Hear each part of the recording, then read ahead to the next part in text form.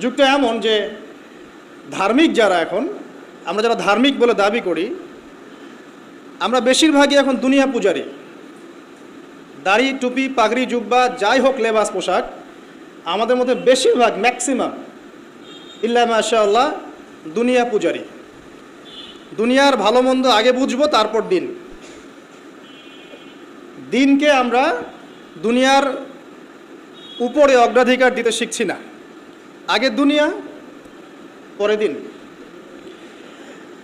এমন একটা যুগ যেখানে ধার্মিকদের ঐক্যবদ্ধ থাকার কথা, স্পেশালি মুসলিমদের, কিন্তু আমরা মুসলিমদের মধ্যে কোনো ঐক্য দেখতে পারি না। যতই ঐক্যের বলে আওড়াই না কেন, বাস্তবতা হচ্ছে এই যে আসলে এখানে ঐক্যের কোনো নামগন্ধ নাই, ঐক্যের কোনো নামগন্ধ নাই। কিন্তু আমরা চাই যে সবাই ঐক্যবদ্ধ হই, ঠিক আছে? অদ্ভুত যুগ। আমাদের যেমন সাহসী হওয়া উচিত ছিল, আমরা আসলে পারছি না। আমাদের যেমন ঈমান, শৌর্য, বীর্য এবং দূরদর্শিতা রাখা উচিত ছিল, আমরা আসলে পারছি না। ধর্মের মধ্যে আপনি দেখেন ম্যাক্সিমাম ধার্মিক দুনিয়াদার হয়ে আছে। দুনিয়ার স্বার্থ আগে, তারপর দিন। যে যার স্বার্থে দিনের কাজ করছে, আবার ঐক্যের স্লোগানও তুলছে। সবাই সবার মতোই দিনের কাজ করছে, আলাদা আলাদাভাবে, আবার সবাই ঐক্যের কথাও বলছে। একজনকে বলেন যে ঠিক আছে, আপনারা সবাই মিলে একজন আলেমকে সিলেক্ট করেন যিনি মুসলিমদেরকে লিড দিবেন, দেখেন একজনকে সিলেক্ট করতে পারে কি না। একদিন বলেছিলাম সবাইকে নিয়ে বসে এক কাপ চা খাওয়ান, দেখেন পারেন কি না। কিন্তু মুখে কিন্তু সবাই স্লোগান তুলছি যে আল কোরআনের আলো, ঘরে ঘরে জালো, দুনিয়ার মুসলিম এক হও এক হও, কতই না স্লোগান। প্র্যাকটিক্যাল কোনো ইনিশিয়েটিভ নাই আসলে।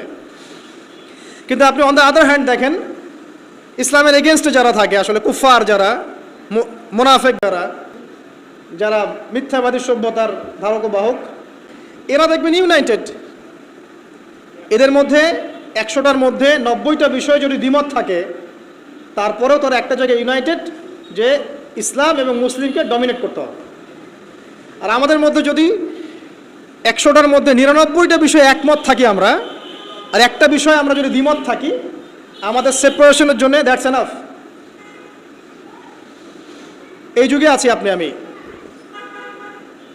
খেয়াল করে দেখেন, আমরা আইওয়াশ শোডাউনে বেশি বিশ্বাসী এখন মুসলিমরা। আমরা আইওয়াশ করতে বেশি পছন্দ করছি, শোডাউন করতে বেশি পছন্দ করছি। কনস্ট্রাকটিভ কোনো কাজ নাই। আজকে আপনি একটা পোস্ট দিচ্ছেন, কালকে একটা লেকচার দিচ্ছেন। আজকে একটা বই লিখছেন, ঠিক আছে, কালকে হয়তো আপনি অন্য কিছু করছেন। কিন্তু কাজগুলো সব বিক্ষিপ্ত, কনস্ট্রাকটিভ না, যার কোনো লক্ষ্য আছে, সুনির্দিষ্ট লক্ষ্য আছে। সুনির্দিষ্ট লক্ষ্যকে সামনে রেখে মুসলিমদেরকে কাজ করতে হবে।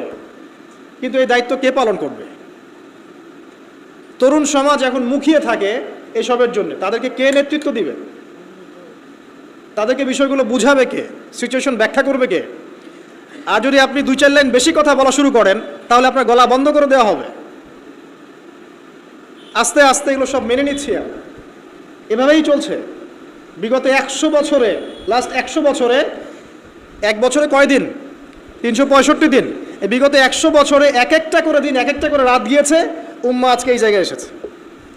আজকে থেকে 100 বছর আগের উম্মার হিস্ট্রিগুলো পড়ে দেখেন, তারপরে আরও সামনে যান, ওসমানীয় খেলাফতের দিকে যান, তার আগে যান ফাতেমিতে যান, কর্ডোভায় যান, মুঘলে যান, এদিকে আপনার মামলুকে যান, ঠিক আছে, তাবেঈনদের যুগে যান, আব্বাসীয় খেলাফতের যুগে যান, উমাইয়াতে যান, সাহাবীদের যুগে যান, দেখবেন ওই সময়কার মুসলিমদের অবস্থা এমন ছিল না, এবং বিশ্বের প্রেক্ষাপটও এমন ছিল না।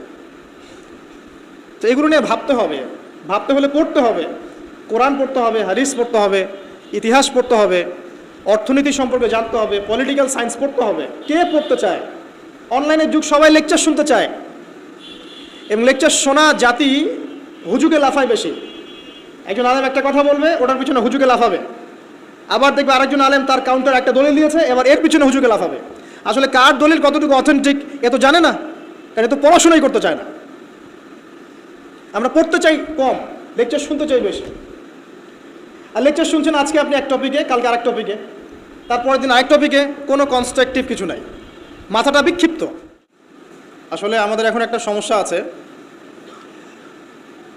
বর্তমান যুগটা খুব তাড়াহুড়ার যুগ। মানে এই যুগে মানুষ ধৈর্য ধরতে পারে কম, সবর করতে পারে কম, সব কিছু ফলাফল মানুষ খুব দ্রুত চায়। যেমন স্মার্টফোন চালাতে চালাতে আমাদের মাথাটা খুব দ্রুত হয়ে গেছে, স্মার্টফোন চালাতে চালাতে সব কিছু খুব দ্রুত চাই আমরা আর কি। তো দিনের বিষয়ে আমাদের এই ব্যস্ততা এখন কমছে না, সব কিছু খুব দ্রুত চাই। তাড়াতাড়ি আমল করব, তাড়াতাড়ি জান্নাতে চলে যাব। দিনের জন্যে সবর করা, প্রচেষ্টা চালানো, ধৈর্য ধরা, হ্যাঁ, আঘাত নির্যাতন সহ্য করা, সবর করা, আবার পড়ে গেলে উঠে দাঁড়ানো, এত সময় কোথায় আমাদের এখন? আর এখনকার যুগটা অদ্ভুত একটা যুগ। মানে যত এই যুগে আমরা বেঁচে থাকছি আমরা বিস্ময়ে হতবাক। মানে আসলে আবু বকর, ওমর, ওসমান, আলী রাদিয়াল্লাহু আনহুম, আল্লাহ পাক তাদেরকে জান্নাতুল ফিরদাউস দান করুন, তারা যদি এই যুগে আসতেন, একদিন থাকলেই আল্লাহকে রিকোয়েস্ট করতেন, আল্লাহ আমাদেরকে আবার আগের যুগে নিয়ে যাও, এখানে থাকতে পারবো না। অদ্ভুত যুগ।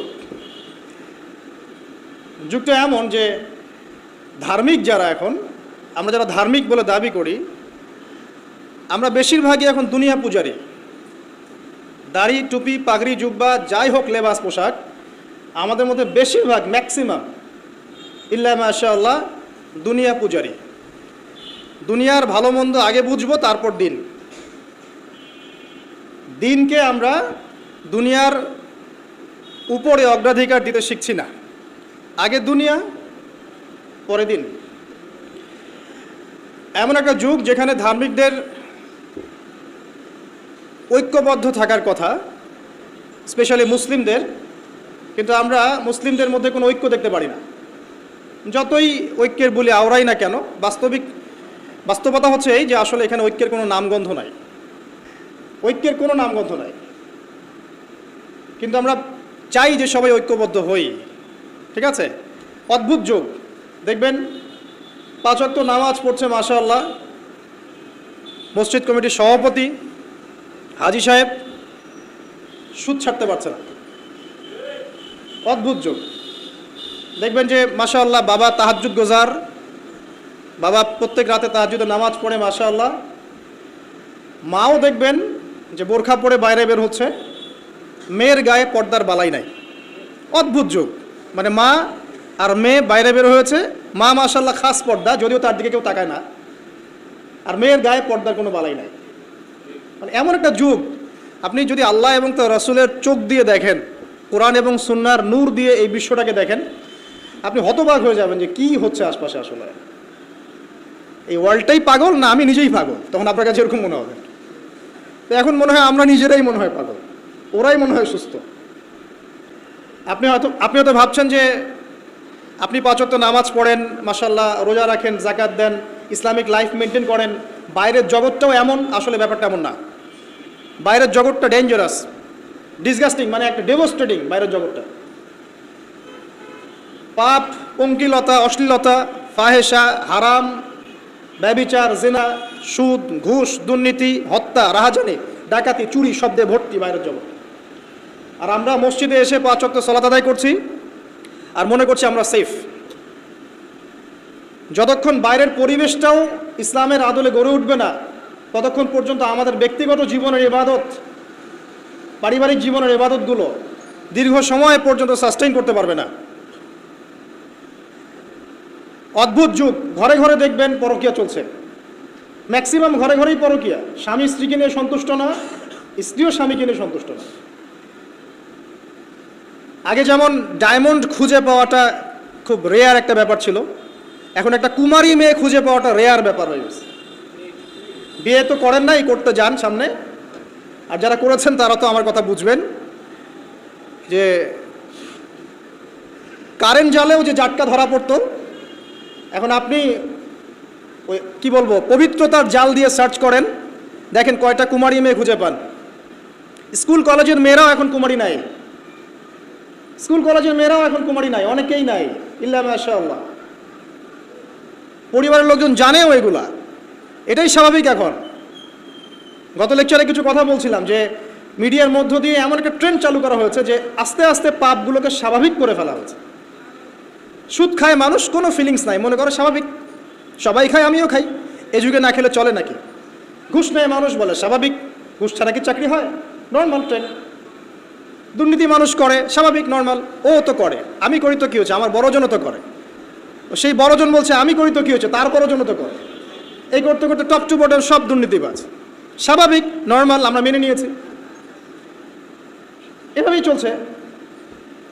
যুবকরা স্মোক করে, মাদক সেবন করে, নর্মাল, সব যুবকই তো করে। কলেজ ইউনিভার্সিটিতে আমি করলে কি সমস্যা? জিনা, সবাই তো যাচ্ছে পতিতালয়, তা আমি গেলে কি সমস্যা? সবাই অ্যাফেয়ার করছে হারাম, তা আমার একটা গার্লফ্রেন্ড থাকলে কি সমস্যা? এভরিবডি হারামগুলোকে আমরা মেনে নিয়েছি এবং মিডিয়ার মধ্য দিয়ে ট্রেন্ডটা চালু করা হয়েছে যেগুলো নর্মাল। অথচ নবী সাল্লাল্লাহু আলাইহি ওয়াসাল্লাম, এই যে ফয়জুল কালাম বইয়ের মধ্যে হাদিসটা আছে যে যখন তোমার পাপ তোমাকে বাধা দিবে না, মানে তোমার ভিতর থেকে একটা বাধা আসবে না যেটা পাপ, বুঝবা যে ঈমান নাই তোমার মধ্যে। যখন ভিতর থেকে পাপ করলে একটা বাধা আসে, বুঝবা তুমি ঈমানদার। মানে পাপ করলে যদি বাধা আসে ভিতর থেকে যে আমি এটা খারাপ কাজ করেছি, আল্লাহর কাছে আমাকে তওবা করতে হবে, ইস্তেগফার করতে হবে, তখন বুঝবেন যে আপনার ভিতর ঈমান আছে। এই জন্য আল্লাহ পাক আপনার মনের মধ্যে এই চিন্তা নিয়ে আসছেন, আলহামদুলিল্লাহ। যখন পাপ করতে করতে দেখবেন আপনার মনে কোনো ফিলিংসই নাই, তখন বুঝবেন যে আসলে আপনার ভিতর ঈমান আর কিছু বাকি নাই, যেটা আছে খালি ফস্কার মতো, একটা নুক্তার মতো। নবীজি বলেছেন সাল্লাল্লাহু আলাইহি ওয়াসাল্লাম, মানুষের অন্তর থেকে আমানত উঠে যাবে, একটা ফস্কার মতো পড়ে থাকবে, নুক্তার মতো পড়ে থাকবে। জনগণ বলবে যে অমুক লোক খুব বড় আমানতদার, অথচ ওর কলমের মধ্যে আমানতের জাররা পরিমাণ বাকি থাকবে না। তো কোরআন এবং সুন্নাহর চোখ দিয়ে আপনি একটু চারপাশটাকে দেখেন, একটু অনেস্ট হই, নিজের সাথে একটু অনেস্ট হই। আমার মধ্যেও যদি ভুল থাকে আমিও নিজেরটাকে একটু দেখি। আমাদের যেভাবে আমল করা উচিত ছিল, আমরা যারা দিনের দায়ী বলি বা আলেম বলি, রিপ্রেজেন্টেটিভ বলি, আমরা সেরকম আমল করতে পারছি না। আমাদের যেমন সাহসী হওয়া উচিত ছিল, আমরা আসলে পারছি না। আমাদের যেমন ঈমান, শৌর্য, বীর্য এবং দূরদর্শিতা রাখা উচিত ছিল, আমরা আসলে পারছি না। ধর্মের মধ্যে আপনি দেখেন ম্যাক্সিমাম ধার্মিক দুনিয়াদার হয়ে আছে। দুনিয়ার স্বার্থ আগে, তারপর দিন। যে যার স্বার্থে দিনের কাজ করছে, আবার ঐক্যের স্লোগানও তুলছে। সবাই সবার মতোই দিনের কাজ করছে, আলাদা আলাদাভাবে, আবার সবাই ঐক্যের কথাও বলছে। একজনকে বলেন যে ঠিক আছে আপনারা সবাই মিলে একজন আলেমকে সিলেক্ট করেন যিনি মুসলিমদেরকে লিড দিবেন, দেখেন একজনকে সিলেক্ট করতে পারে কি না। একদিন বলেছিলাম সবাইকে নিয়ে বসে এক কাপ চা খাওয়ান, দেখেন পারেন কি না। কিন্তু মুখে কিন্তু সবাই স্লোগান তুলছি যে আল কোরআনের আলো, ঘরে ঘরে জালো, দুনিয়ার মুসলিম এক হও এক হও, কতই না স্লোগান। প্র্যাকটিক্যাল কোনো ইনিশিয়েটিভ নাই আসলে। কিন্তু আপনি অন দ্য আদার হ্যান্ড দেখেন ইসলামের এগেনস্টে যারা থাকে, আসলে কুফার যারা, মুনাফেক যারা, যারা মিথ্যাবাদী সভ্যতার ধারক বাহক, এরা দেখবেন ইউনাইটেড। এদের মধ্যে 100টার মধ্যে 90টা বিষয়ে যদি দ্বিমত থাকে, তারপরেও তারা একটা জায়গায় ইউনাইটেড যে ইসলাম এবং মুসলিমকে ডমিনেট করতে হবে। আর আমাদের মধ্যে যদি 100টার মধ্যে 99টা বিষয়ে একমত থাকি আমরা, আর একটা বিষয়ে আমরা যদি দ্বিমত থাকি, আমাদের সেপারেশনের জন্য দ্যাটস এনাফ। এই যুগে আছি আপনি আমি। খেয়াল করে দেখেন, আমরা আইওয়াশ শোডাউনে বেশি বিশ্বাসী এখন মুসলিমরা। আমরা আইওয়াশ করতে বেশি পছন্দ করছি, শোডাউন করতে বেশি পছন্দ করছি। কনস্ট্রাকটিভ কোনো কাজ নাই। আজকে আপনি একটা পোস্ট দিচ্ছেন, কালকে একটা লেকচার দিচ্ছেন। আজকে একটা বই লিখছেন, ঠিক আছে, কালকে হয়তো আপনি অন্য কিছু করছেন, কিন্তু কাজগুলো সব বিক্ষিপ্ত, কনস্ট্রাকটিভ না, যার কোনো লক্ষ্য আছে, সুনির্দিষ্ট লক্ষ্য আছে। সুনির্দিষ্ট লক্ষ্যকে সামনে রেখে মুসলিমদেরকে কাজ করতে হবে। কিন্তু এই দায়িত্ব কে পালন করবে? তরুণ সমাজ এখন মুখিয়ে থাকে এসবের জন্য, তাদেরকে কে নেতৃত্ব দিবে? তাদেরকে বিষয়গুলো বুঝাবে কে? সিচুয়েশন ব্যাখ্যা করবে কে? আর যদি আপনি 2-4 লাইন বেশি কথা বলা শুরু করেন, তাহলে আপনার গলা বন্ধ করে দেওয়া হবে। আস্তে আস্তে এগুলো সব মেনে নিচ্ছি আমরা। এভাবেই চলছে বিগত 100 বছরে। লাস্ট 100 বছরে, এক বছরে কয় দিন? 365 দিন। এই বিগত 100 বছরে এক একটা করে দিন, এক একটা করে রাত গিয়েছে, উম্মাহ আজকে এই জায়গায় এসেছে। আজকে থেকে 100 বছর আগের উম্মার হিস্ট্রিগুলো পড়ে দেখেন, তারপরে আরও সামনে যান, ওসমানীয় খেলাফতের দিকে যান, তার আগে যান ফাতেমিতে যান, কর্ডোভায় যান, মুঘলে যান, এদিকে আপনার মামলুকে যান, ঠিক আছে, তাবেঈনদের যুগে যান, আব্বাসীয় খেলাফতের যুগে যান, উমাইয়াতে যান। সাহাবীদের যুগে যান, দেখবেন ওই সময়কার মুসলিমদের অবস্থা এমন ছিল না এবং বিশ্বের প্রেক্ষাপটও এমন ছিল না। তো এগুলো নিয়ে ভাবতে হবে, ভাবতে হলে পড়তে হবে, কোরআন পড়তে হবে, হাদিস পড়তে হবে, ইতিহাস পড়তে হবে, অর্থনীতি সম্পর্কে জানতে হবে, পলিটিক্যাল সায়েন্স পড়তে হবে। কে পড়তে চায়? অনলাইনের যুগ, সবাই লেকচার শুনতে চায় এবং লেকচার শোনা জাতি হুজুকে লাফায় বেশি। একজন আলেম একটা কথা বলবে, ওটার পিছনে হুজুকে লাফাবে, আবার দেখবে আরেকজন আলেম তার কাউন্টার একটা দলিল দিয়েছে, এবার এর পিছনে হুজুকে লাফাবে। আসলে কার দলিল কতটুকু অথেন্টিক এ তো জানে না, কারণ এ তো পড়াশোনাই করতে চায় না। আমরা পড়তে চাই কম, লেকচার শুনতে চাই বেশি। আর লেকচার শুনছেন আজকে আপনি এক টপিকে, কালকে আরেক টপিকে, তারপরের দিন আরেক টপিকে, কোনো কনস্ট্রাকটিভ কিছু নাই, মাথাটা বিক্ষিপ্ত। কেমন জানেন? ধরেন যে আমাদের প্রত্যেকের বাসায় একটা করে ডায়েরি আছে। একটা এক্সাম্পল দিই, একটা করে ডায়েরি মনে করেন সবার বাসায় আছে। যুগটা এমন যে এই ডায়েরিতে আপনি যাই লিখবেন সবাই দেখতে পারবে, যাদেরকে আপনি অ্যাক্সেস দিবেন সবাই এই লেখাটা দেখতে পারবে।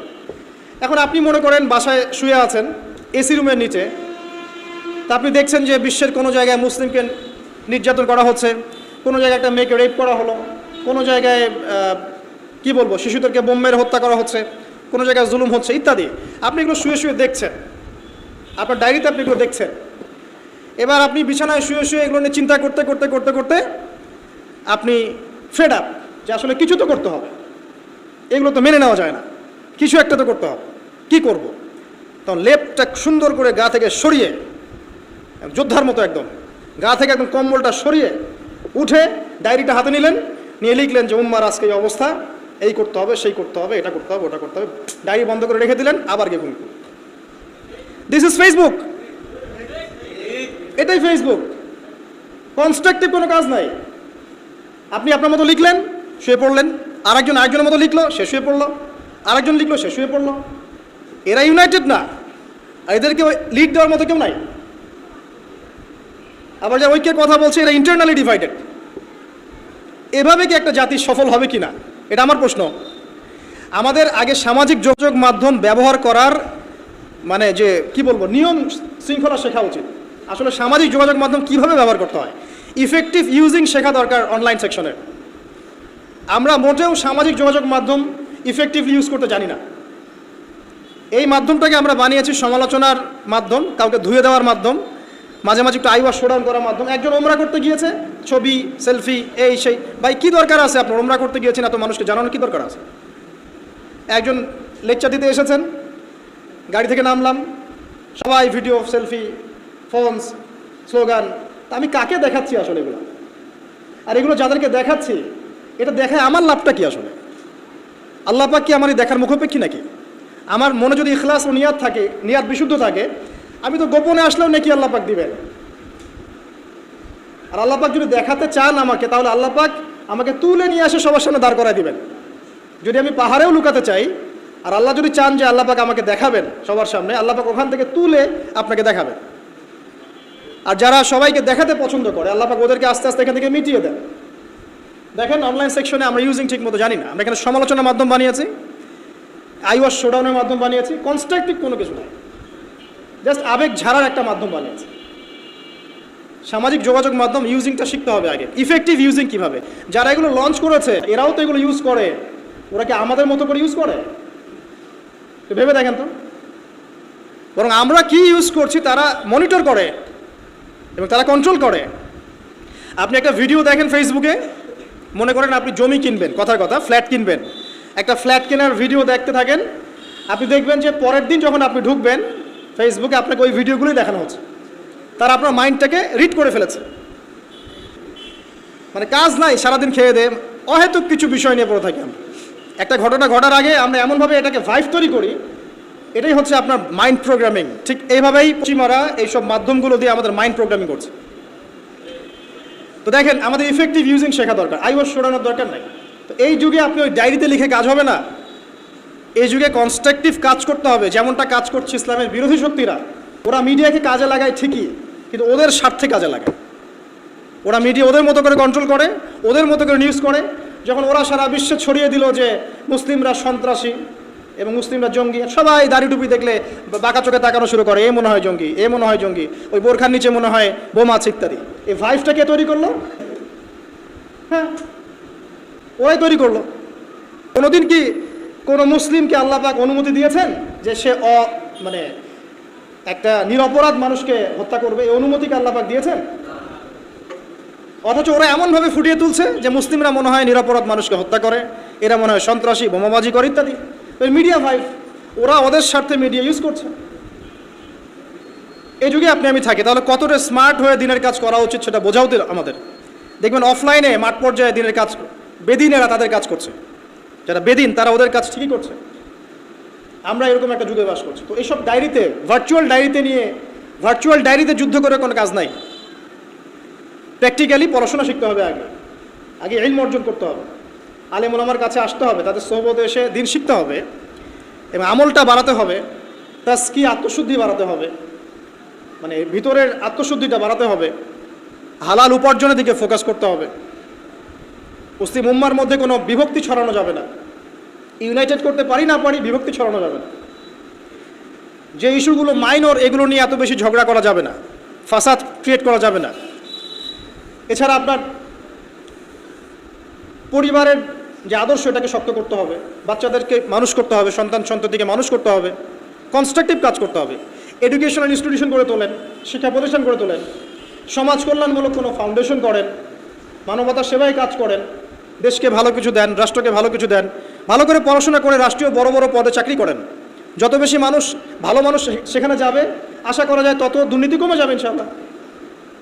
এখান থেকে সরে আসার দরকার নাই, বরং আপনি আরও বেশি করে পড়াশোনা করেন, বিসিএস ক্যাডার হন, বড় বড় পোস্টে যান, সততা নিয়ে, ইমান নিয়ে এমপি মন্ত্রী হন, হয়ে দেশ শাসন করেন, কনস্ট্রাকটিভ কাজ করেন।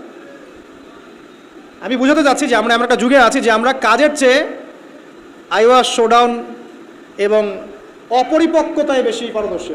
আমাদেরকে একটু পরিপক্কতা প্রদর্শন করতে হবে এবং আগে যুগটাকে রিড করতে হবে। তো রিড করার বিষয়ে আপনাকে বলছিলাম যে এমন একটা যুগে আপনি আছেন, ধর্মের মধ্যে এরকম কলিউশন আছে এবং এটা আমরা মেনেও নিচ্ছি স্বাভাবিকভাবে।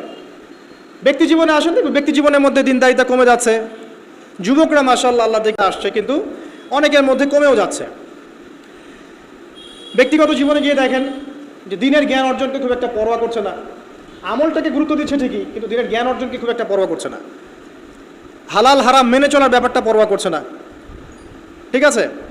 তারপরে গিয়ে দেখবেন ফ্যামিলিতে গিয়ে দেখবেন ফ্যামিলির মধ্যে বন্ডিংসগুলো কমে যাচ্ছে। ফ্যামিলির মধ্যে যে বন্ডগুলো আগে ছিল শক্ত, এগুলো আস্তে আস্তে কমে যাচ্ছে।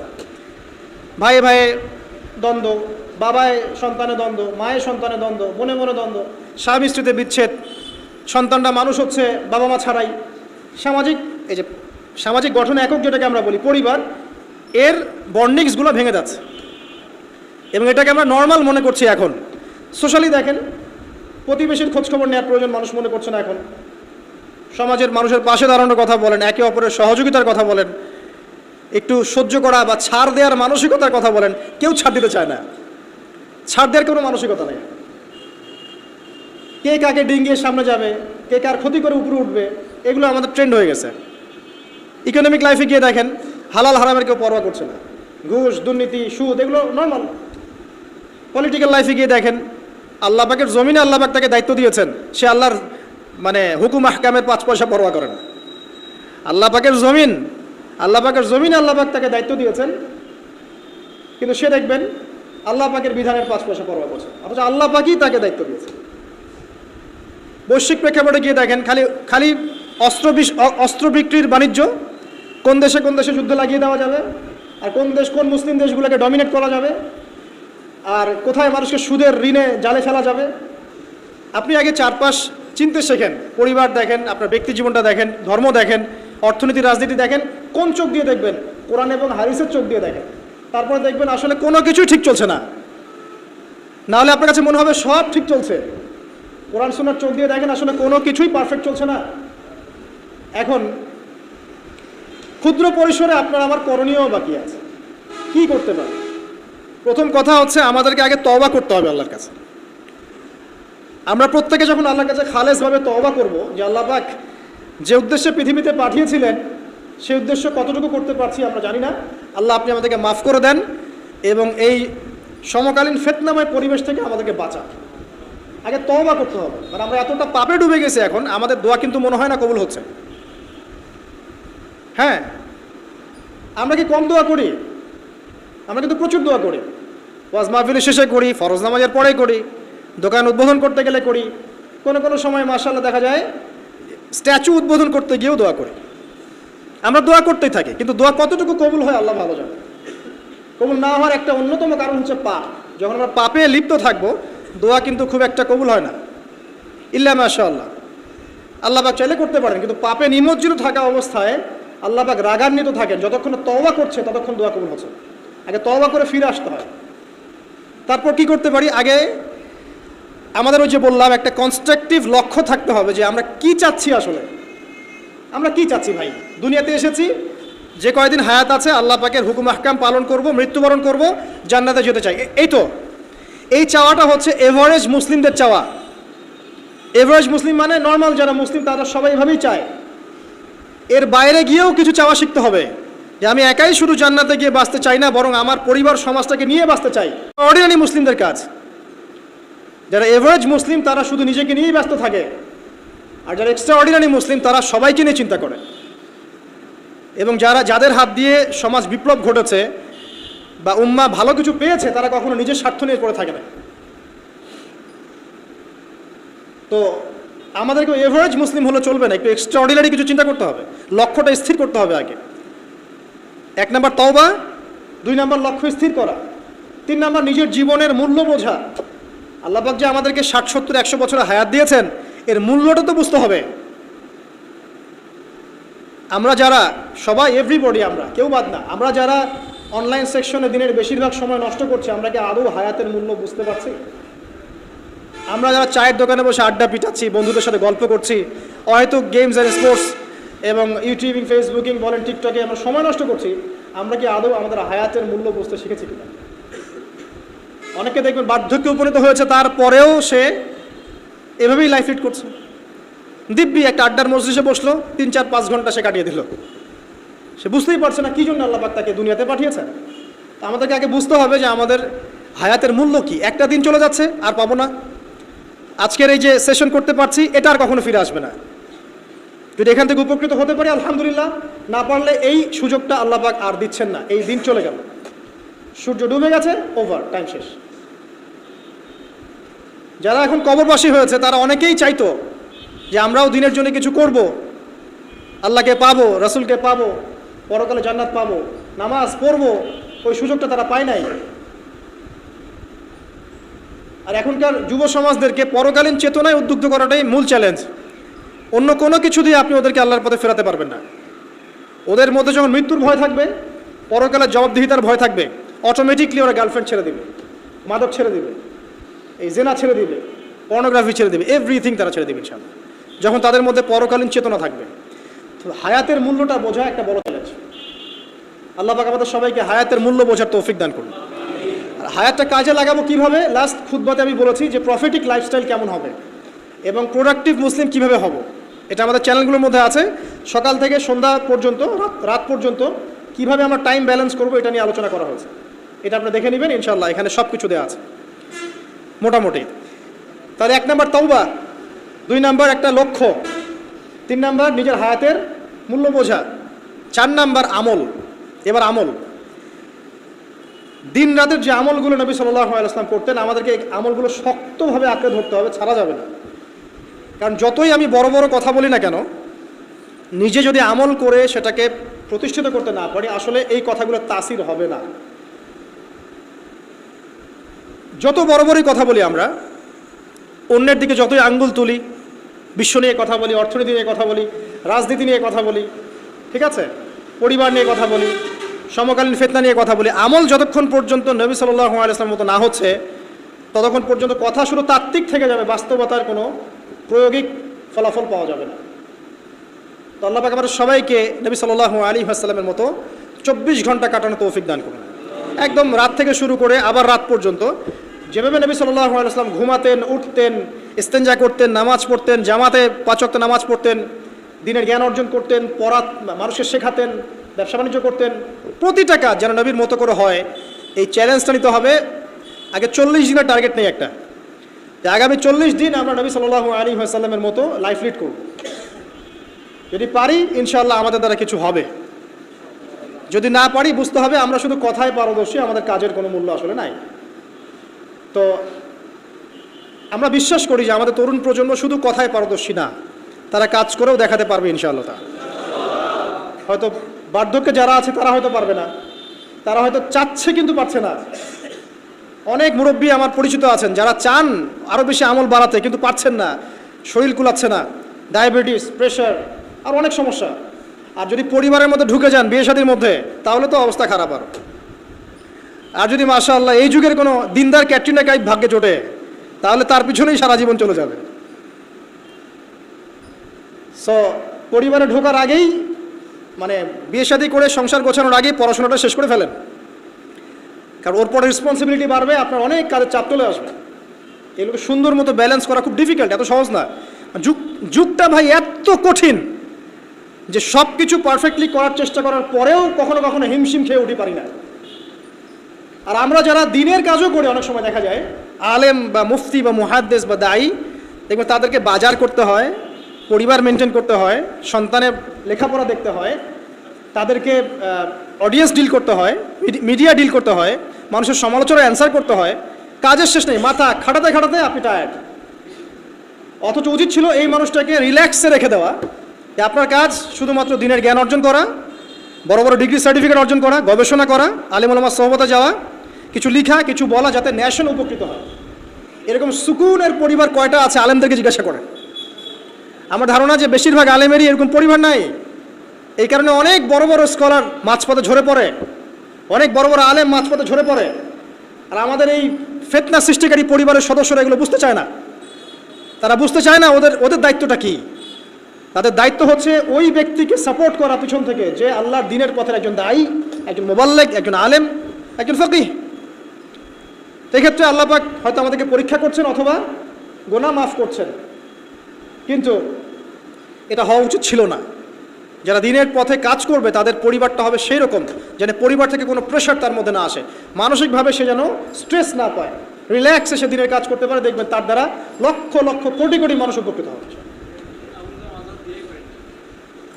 হ্যাঁ, এই জন্য অনেক, হ্যাঁ এটা ঠিক বলেছো ভাই, এই জন্য অনেক বড় বড় মুহাদ্দিস ছিলেন যারা কিন্তু আসলে কোনোদিন বিয়ে করেন নাই। তবে এটা আমি নিরুৎসাহিত করছি না। যদি আল্লাহ পাক একজন দিনদার স্ত্রী আপনাকে দান করেন, আর স্ত্রী শুধু একমাত্র পরিবারের অংশ না, আপনার এখানে মা আছে, আপনার বোন আছে, আপনার সন্তান আছে, ভাই বোন সবাই মিলেই পরিবার। একজন ভালো দেখবেন, বাকিরা হয়তো আপনাকে এভাবে সাপোর্ট করছে না। তো দিনদার স্ত্রী যদি সাথে থাকে, ইনশাল্লাহ আপনি বিশ্বজয় করতে পারবেন ইনশাল্লাহ। এটা আল্লাহ পাক নেয়ামত হিসেবে দেখ সবাইকে, সব যুব সমাজকে আমরা দোয়া করি। কিন্তু ডিসিশন নেওয়ার ক্ষেত্রে খুব সাবধান, সতর্ক থাকতে হবে। কারণ সব বোর খবর আর মেয়ের পিছনে কি দিন দিতে থাকে না। তো শেষ করছি ভাই, আমি আর বেশি লম্বা করব না, কারণ দিনের ক্ষেত্রে ধৈর্যের ব্যাপারটা অনেক কম। যদি কোনো কনসার্ট হতো দেখতেন, হ্যাঁ 10 ঘন্টা ওয়েট করতে কোনো সমস্যা নাই। হ্যাঁ, যাত্রা, পালা, গান, কনসার্ট, মুভিজ, এগুলোর জন্য টিকিটের লাইনের পর লাইন দাঁড়িয়ে থাকবে, ঘন্টার পর ঘন্টা আছে। একটা ওয়ার্ল্ড কাপের টিকিটের জন্য 2-3 দিন স্টেডিয়ামের বাইরে দাঁড়া থাকতে পারে মানুষ। কিন্তু খুতবায়, নামাজে যদি 5 মিনিট 10 মিনিট টাইম বেশি যায়, ও আর থাকতে পারছে না, অস্থির। মানে ওকে চারপাশ থেকে শয়তান ঘিরে ধরেছে আর কি, এবং চতুর্দিক থেকে শয়তান ওকে ওয়াসওয়াসা দিচ্ছে। চল ব্যবসা আছে, চল বাসায় বউ ডাকতেছে, চল বাচ্চা অসুস্থ, অমুক তমুক, থাকতে পারবো না, বাদ দেন। কয়টা বলছি? তওবা, লক্ষ্য স্থির করা, আপনার হায়াতকে কাজে লাগানো। এরপরে বলছি আমলের কথা। আমল যদি পারফেক্ট না হয় তাহলে আসলে আমাদের দোয়াগুলো ঝুলে থাকবে। আমল বেশি বেশি করলে ইনশাআল্লাহ তাআলা আল্লাহ পাকের নৈকট্য অর্জন করা যাবে, আল্লাহ পাকের মারিফত অর্জন করা যাবে ইনশাআল্লাহ। তখন সেই ব্যক্তির দ্বারা দিনের অনেক বড় বড় খেদমত হওয়া সম্ভব ইনশাআল্লাহ তাআলা। আল্লাহ পাক তৌফিক দান করুন। আর আমলের জন্য একটাই মানে নাসিহা আমার, সেটা হলো রাসূল সাল্লাল্লাহু আলাইহি ওয়াসাল্লামের 24 ঘন্টার যে দিন রাত, এই স্টাইলে আমাদেরকে রুটিন করতে হবে। ঘুম, খাওয়া, লেখাপড়া করা, দাওয়াতি কাজ, সব কিছু একদম ওই রুটিন ওয়াইজ। ইনশাআল্লাহ তাআলা দেখবেন আপনার জীবনে বরকত হচ্ছে ইনশাআল্লাহ তাআলা। আমি এমনও সালাফের কথা পড়েছি, আমি নাম এই মুহূর্তে ভুলে গেছি, তিনি যখন দার্স দিয়ে বাসায় ঢুকতেন, এত ব্যস্ত থাকতেন দিনী কাজে, দার্স দিয়ে বাসায় ঢুকতেন, যেই সময়টা তিনি ইস্তেঞ্জা করছেন বাথরুমে, ওই সময়টা তার সন্তান তাকে পড়াশোনাতো বাইরে থেকে। উনি ইস্তেঞ্জা করতে করতে শুনছেন যে তার সন্তান ঠিক পড়ছে কিনা। এইভাবে তারা টাইম ব্যালেন্স করতেন। তো এই যুগে কি এটা সম্ভব হচ্ছে আমাদের পক্ষে? বিভিন্ন ফিতনা চারপাশে, অতএব শক্ত হতে হবে, দিনের ব্যাপারে শক্ত হতে হবে। আল্লাহ পাক তৌফিক দান করুন। 5 নাম্বার হচ্ছে হালাল উপার্জন। যখন আপনি উপার্জনের দিকে যাবেন, ছোট একটা জব করেন, গভর্নমেন্ট জব হোক, নন গভর্নমেন্ট জব হোক, ব্যবসা হোক, কৃষিকাজ হোক, আপনি হালালে থাকার চেষ্টা করুন। হারাম রিজিকের অনেক প্রলোভন সামনে থাকবে, হারামে যাবেন না, ইনশাআল্লাহ তাআলা দেখবেন আল্লাহ রাব্বুল আলামিন আপনার অল্প রিজিকে বরকত দিবেন। ইনশাআল্লাহ। দুনিয়াতে সন্তুষ্ট থাকা শিখতে হয়। অসন্তুষ্ট থাকলে আপনি কখনোই সন্তুষ্ট হতে পারবেন না। আজকে একতলা বাড়ি আছে, কালকে 2 তলা চাবেন। আজকে একটা গাড়ি আছে, কালকে আরেকটা চাবেন। এই চাহিদার কোনো শেষ হবে না। কিন্তু হালাল রিজিকে সন্তুষ্ট থাকলে ইনশাআল্লাহ আল্লাহ পাক এখানেই বরকত দিবে ইনশাআল্লাহ। আল্লাহ পাক আমরা সবাইকে হালাল রিজিকের ব্যবস্থা করে দিন এবং আল্লাহ যা দিয়েছেন তাতে সন্তুষ্ট থাকার তৌফিক দান করুন। যুবকরা ব্যবসায় বেশি ফোকাস করতে পারেন, বড় বড় গভর্নমেন্ট জবগুলোতেও ফোকাস করতে পারেন, যেখানে গেলে আপনি সমাজের জন্য কিছু করতে পারবেন। আপনারা প্রশাসনের দিকে ফোকাস করতে পারেন, সেখানে যাওয়ার চেষ্টা করেন, ইমান নিয়ে সেখানে চলার চেষ্টা করেন। বাংলাদেশের যে ফোর্সগুলো আছে এখানে যাওয়ার চেষ্টা করেন, দেশের জন্য কিছু করেন। মুসলিমরা যদি এখান থেকে সরে আসে আস্তে আস্তে, তাহলে এখানে সমস্ত জায়গাগুলো খারাপ মানুষদের ভর্তি হয়ে যাবে, তখন সিচুয়েশন আরও খারাপ হয়ে যাবে। যারা এগুলোতে যেতে পারছেন না, কৃষি কাজ করেন, কোনো নিজস্ব কোনো প্রজেক্ট লঞ্চ করেন, ক্রিয়েটিভ হন, উদ্যোক্তা হন, দেখবেন ইনশাআল্লাহ তাআলা আপনার ওই নতুনত্বের মধ্যে আল্লাহ পাক বারাকা দিবেন ইনশাআল্লাহ। আমি এমনও ভাইকে চিনি যারা লন্ডন আমেরিকা থেকে পড়াশোনা করে এসে বাংলাদেশে এসে এই যে বিভিন্ন অর্থনৈতিক যে প্রজেক্টগুলো আছে এগুলো লঞ্চ করেছে। আপনার ডেইরি প্রজেক্ট করেছে, পোলট্রি করেছে, হ্যাঁ, তারপরে কাপড়ের ফেব্রিক্সের ব্যবসা করেছে, ঠিক আছে, কম্বলের প্রজেক্ট করেছে, মানে অনেক ক্রিয়েটিভ অনেক কাজ করেছে, যেগুলো কিন্তু তারা না করলেও পারতেন, বড় চাকরি তারা করতে পারতেন। ক্রিয়েটিভ কাজ করেছেন, উদ্যোক্তা হয়েছেন, আল্লাহ পাক তাদেরকে এত সচ্ছলতা দিয়েছেন মাশাআল্লাহ, তাদের কাছে মানুষ এখন ধার চাচ্ছে টাকা পয়সা। আমি এমনও মানুষকে চিনি যিনি হারাম চাকরি ছেড়ে দিয়ে শশার ব্যবসা করা শুরু করেছিলেন। হারাম চাকরিটা কিন্তু বড় চাকরি ছিল, এই চাকরি ছেড়ে দিয়ে তিনি শশার ব্যবসা করা শুরু করেছেন। এখন তিনি মানুষকে টাকা ধার দেন। আমাদের এখানে এমন একজন ভাই আছেন যিনি সুদের চাকরির সাথে সম্পৃক্ত ছিলেন, কোনো একভাবে আল্লাহ পাক তার কানে এই মেসেজ পৌঁছে দেন এটা হারাম। তিনি 70 থেকে 80 হাজার টাকা বেতন পেতেন প্রতি মাসে, এখন তিনি কৃষিভিত্তিক প্রজেক্ট নিয়ে কাজ করছেন। আল্লাহ পাক তাকে সচ্ছল রেখেছেন। তো হালাল রিজিকে ফোকাস করেন, ইনশাআল্লাহ আপনার ইবাদত আল্লাহ পাকের কাছে সরাসরি কবুল হবে ইনশাআল্লাহ। আর হারামে গেলে ইবাদত কবুল হবে না, এটাই ফুল স্টপ। হারাম রিজিক থাকলে ইবাদত কবুল হবে না, এটা ফুল স্টপ, এখানে কোনো সুযোগই নাই ডানেভাবে তাউইল করার। 6, পার্ট টাইম দিনের দাওয়াতি কাজ সবাইকে করতে হবে। ইলম অর্জন করেছি, তওবা করেছি, এখন আমল করছি, হালাল রিজিক আছে, এখন পার্ট টাইম দিনের দাওয়াতি কাজ সবাইকে করতে হবে। শুধু একজন আলেম করবেন, ফকিহ করবেন, মুহাদ্দিস মুবাল্লিগ করবেন তা নয়, সবাইকে মিনিমাম পার্ট টাইম দায়ী হতে হবে। প্রথমে আপনার পরিচিত মহলের মধ্যে, তারপরে পরিবারে, তারপরে আপনার বন্ধু মহলে। আল্লাহ পাক বলার সামর্থ্য দিলে বলবেন, সুন্দর করে লেকচার দিতে পারলে দিবেন, লিখতে পারলে লিখবেন। তবে এগুলো ওলামায়ে কেরামের সাথে পরামর্শ ভিত্তিক করলে ভুল হওয়ার সম্ভাবনা কমে আসবে ইনশাআল্লাহ। তবে ভুল হবেই, আর মানুষ ভালো মন্দ বলবেই, গীবত তোহমত অপমান করতেই থাকবে।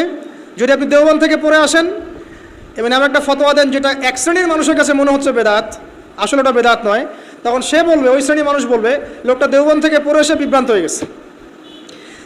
যদি আপনি মদিনা থেকে পড়ে আসেন, পড়ে আসার পরে এমন একটা কথা বলেন যেটা আরেক শ্রেণীর মানুষের কাছে মনে হচ্ছে এটা ভুল, ওই শ্রেণীর মানুষ বলবে লোকটা মদিনা থেকে পড়ে এসে বিভ্রান্ত হয়ে গেছে। সমালোচনা আপনি অ্যাভয়েড করতে পারবেন না, ডিগ্রি সার্টিফিকেট দিয়েও না। সো দাওয়াতি কাজ করবেন আপনার সাধ্যমতো পরামর্শ ভিত্তিক, তবে কারো সমালোচনায়, গীবতে, আঘাতে ভেঙে পড়বেন না। আপনি যদি আল্লাহ সন্তুষ্টির জন্য কাজ করে থাকেন, আল্লাহ পাক আপনাকে বড় করে দেবে ইনশাআল্লাহু আযজা ওয়া জাল্লা। পার্ট টাইম দাওয়াতি কাজ সবাই করতে হবে, সবাইকে করতে হবে। আর এর মধ্যে থেকে কিছু মানুষকে আলেম হতে হবে, আলেম হয়ে উম্মার দায়িত্ব গ্রহণ করতে হবে। আল্লাহ পাক তৌফিক ইনায়াত করুন, আমিন। আর দু একটা বলে শেষ করে দেই। এরপরে আপনি পরিবার গঠনের বিষয়ে যাবেন। পরিবারটা এমনভাবে গঠন করেন, এক কথায় আপনাকে হতে হবে ইব্রাহিম আলাইহিস সালামের মতো, আপনার সন্তান হবে ইসমাইল আলাইহিস সালামের মতো, এবং আপনার স্ত্রী হবে হাজারা এবং সারা আলাইহিমা সালাম। এরকম যদি পরিবার হয় ইনশাআল্লাহ তাআলা আশা করা যায় সমাজের অবস্থা আগামী 10 বছরে এমন থাকবে না, আগামী 20 বছরে এমন থাকবে না ইনশাআল্লাহ তাআলা। আর সবশেষে যে কথাটা বলবো সেটা হলো যে আমাদের সবাইকে এভারেজ চিন্তা করলে হবে না, আল্লাহ পাকের জমিনে দ্বীন ইসলাম প্রতিষ্ঠার চিন্তা থাকতে হবে। আর প্রতিষ্ঠা মানে নিরপরাধ মানুষকে বোম মেরে হত্যা করা নয়। মানে ইসলামের দাওয়াত, তাবলীগ, প্রচার প্রসার এই বিষয়গুলোকে ছড়িয়ে দেওয়া, এটার জন্য ইউনিটি দরকার। ইউনাইটেড প্ল্যাটফর্ম করতে পারলে খুব ভালো হয়, না পারলেও এখানে বিভক্তি বাড়াবেন না। আপনি আপনার জায়গা থেকে যতটুকু পারেন করেন, এরপর আল্লাহর কাছে ছেড়ে দেন। আল্লাহ পাকের জমিনে দিনের প্রচার প্রসারের জন্য আপনি আপনার জান, মাল, সময়, আপনার শ্রম, আপনার কথা, আপনার কলম, আপনার ইনিশিয়েটিভ সব কিছু দিয়ে একটা স্ট্রাইভ করেন। ওই কাজটাই আপনার প্রজেক্ট, যেটা আপনি কাল কিয়ামতের মাঠে আল্লাহর সামনে দাঁড়িয়ে বলবেন, আল্লাহ আমি আমার দুনিয়ার হায়াতে তোমার দিনের জন্য এতটুকু কাজ করে আসতে পেরেছি, আল্লাহ এই ওসিলায় আমাকে মাফ করে দাও। আল্লাহ রাব্বুল আলামিন আমাদের সবাইকে এই কাজগুলোর উপর আমল করার তৌফিক দান করুন, আমিন। শেষ করার আগে আমরা দোয়া করি, আল্লাহ রাব্বুল আলামিন আমাদের সবাইকে সমকালীন প্রেক্ষাপটটা বোঝার তৌফিক দান করুন, আমিন। আল্লাহ রাব্বুল আলামিন আমাদের সবাইকে চলমান ফিতনাগুলো সম্পর্কে সচেতন থাকার তৌফিক দান করুন। আল্লাহ সুবহানাহু ওয়া তাআলা আমাদের সবাইকে দ্বীনের ইলম অর্জন করার তৌফিক দান করুন, আমাদেরকে খাস তওবা করার তৌফিক দান করুন, বেশি বেশি আমল ও সালেহ করার তৌফিক দান করুন, হালাল রিজিকের ব্যবস্থা করে দিন। আল্লাহ পাক আমাদের সবাইকে আদর্শ ইসলামিক পরিবার করে দিন। আমরা দোয়া করি আমাদের সন্তান সন্ততিদেরকে আল্লাহ পাক মুসলিমের মতো মুসলিম রূপে মানুষ করার তৌফিক দান করুন, এবং উম্মার বিজয়ের জন্য আমাদেরকে আমাদের জান, মাল, সময়, শ্রম ব্যয় করে আল্লাহর পথে কাজ করার তৌফিক আল্লাহ পাক আমাদের সবাইকে দান করুন, আমিন। আপোষে গীবত, তহমত, কাদা ছোড়াছড়ি, ইখতিলাফগুলোকে আল্লাহ পাক দূর করে দিন। মুসলিম উম্মাকে এক ভেবে সবাইকে নিজের ভাই মনে করে দিনের পথ চলার তৌফিক আল্লাহ পাক সবাইকে দান করুন, আমিন। আজকের মতো এখানে শেষ করছি। সুবহানাকা আল্লাহুম্মা বিহামদিক, আশহাদু আল্লা ইলাহা ইল্লা আনতা আস্তাগফিরুকা ওয়া আতুবু ইলাইক। আসসালামু আলাইকুম ওয়া রাহমাতুল্লাহি ওয়া বারাকাতুহু।